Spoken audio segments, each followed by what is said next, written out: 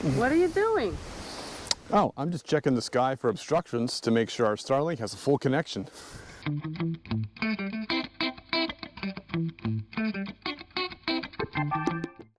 Being on the road full-time and loving to drive our Tacoma and four-wheel camper into remote places, we found that the internet was lacking.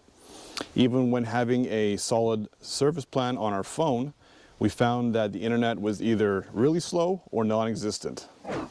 And in the US and Canada, it was pretty simple. We would go to a cafe and use their Wi-Fi, which worked out up until we got to Mexico. And we found that the internet, even in a cafe, was extremely limited. So we really only had one choice, was to get a Starlink.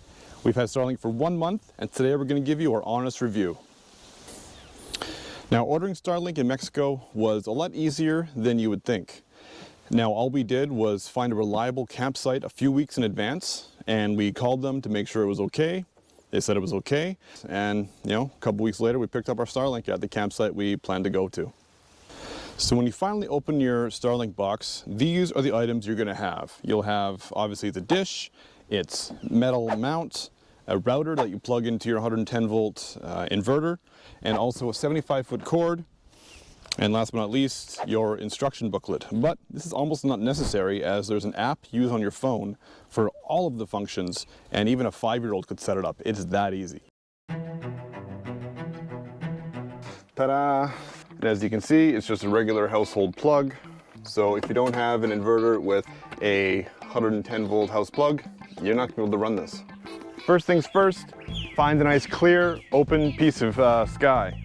Next, throw that down. Now the Starlink only fits in one way. On the bottom, there is a groove that fits into the base plate.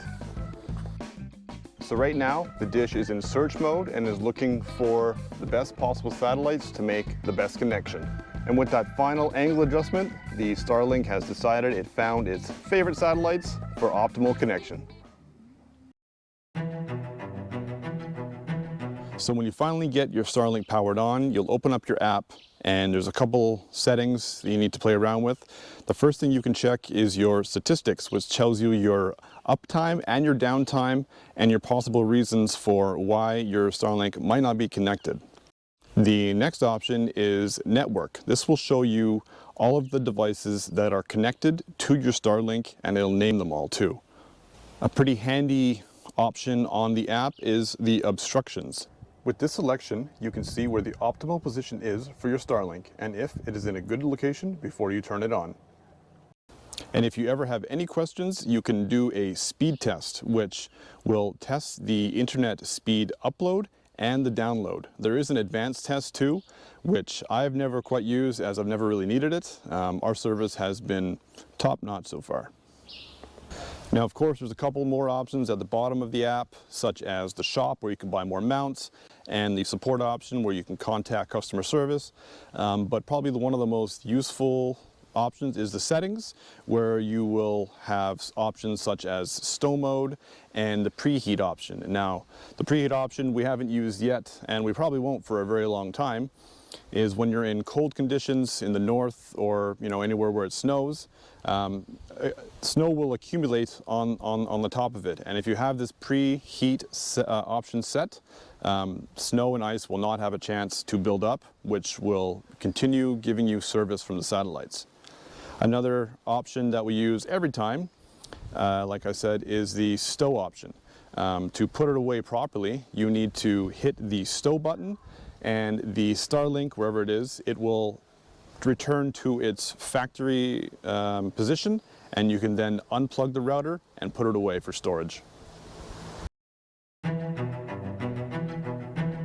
So now we're going to go over some of the pros and cons that we find with this service while driving full-time on the road. Some pros we have with it: it is super simple to set up, as there's only 1, 2, and 3 pieces. So that is awesome.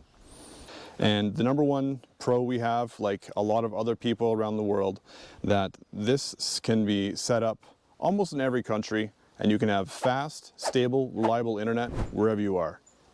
Now let's talk about some of the speeds that we get with our Starlink.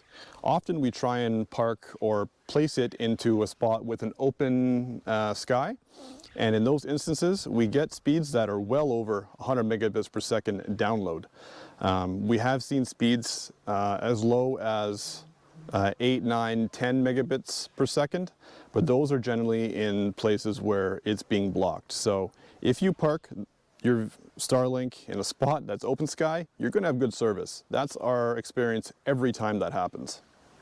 Now, some of the cons we're finding with this service, especially driving in a small truck, is that we don't have a lot of storage to begin with. We bought this, we didn't have a place to store it, and we still don't. We're actually moving it back and forth from the front seat to the rear in its original storage box.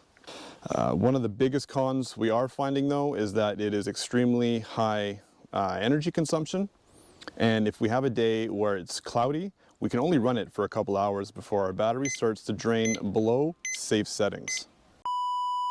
Some more cons that are within reasonable terms is that it is not overly cheap. We were lucky that we bought it in Mexico, so we're paying the Mexican prices, not prices in US or Canada, so we can be thankful for that.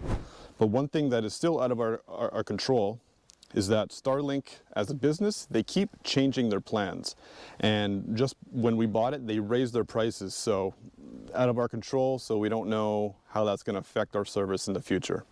But we have it, and right now we're still enjoying it.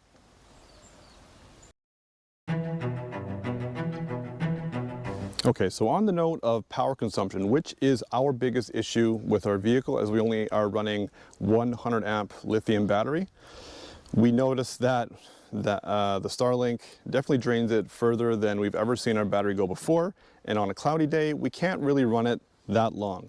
So we know there are ways to convert the Starlink into 12-volt power. We just haven't pulled the trigger on which way we want to go with that, as there's different ways to do it. And some other things we're looking at doing with the Starlink is having some sort of permanent mount on the roof, but not a flat mount, as I know a lot of people do.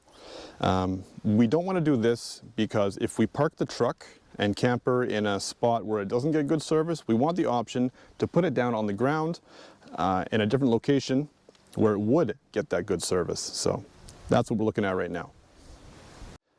Now, one more thing we're looking at changing with our Starlink system is the wire. Right now we're running it through the back door, just under the door, but we actually can't fully close the door. So we're looking at some other way, perhaps drilling through the side or the floor. We just haven't decided on which route to go, but that's certainly something we would like, is having the door to be closed while we're using the system. So in conclusion, we really love Starlink. It has been a huge asset to us, especially running a YouTube page in which we post up to 3 videos per week. For us, it wasn't feasible to use cellular data to a hotspot to our phones, or try and find a cafe with Wi-Fi that could potentially be used. The positives really outweigh the negatives, such as the power consumption and the price. For us, it was worth it. So I hope this video gave you some clarity on the Starlink system. We'd love to know what your thoughts are on Starlink, so drop a comment below and we'd love to hear from you. Thanks for watching.